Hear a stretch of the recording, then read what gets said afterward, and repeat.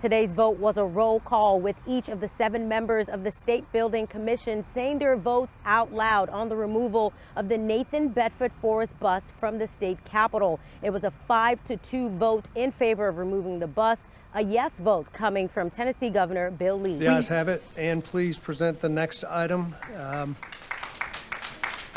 After several years, the votes are in for the removal of the controversial Nathan Bedford Forrest bust from the Tennessee State Capitol. I think it's crazy that Confederate statues have more due process than Tennesseans.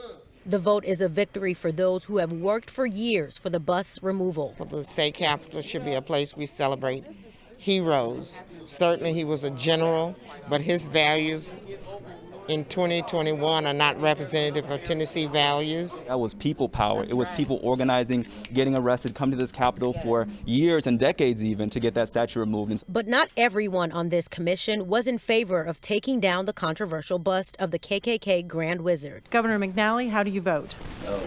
Speaker Sexton, how do you vote? No. I think that their grandchildren will one day see that they are on the wrong side of history, and they'll be ashamed of this vote. The removal of the bust has an even deeper meaning for some African-American lawmakers in Tennessee. You know that he was the first Grand Wizard of the Ku Klux Klan. He killed hundreds of black Union soldiers who had actually surrendered. And he shouldn't be perched in a very prominent place in the state capitol. We told people that this is not about a statue, but if it's this hard to remove a statue of white supremacy, imagine how hard it is to remove policies of white supremacy that are more subtle and sophisticated.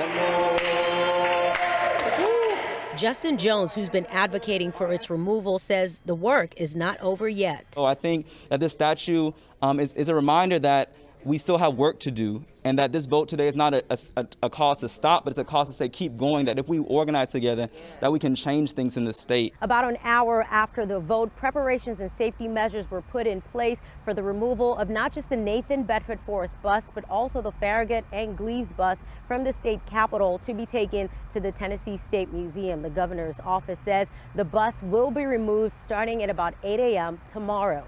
For News 4 Nashville, I'm Tosin Fakile.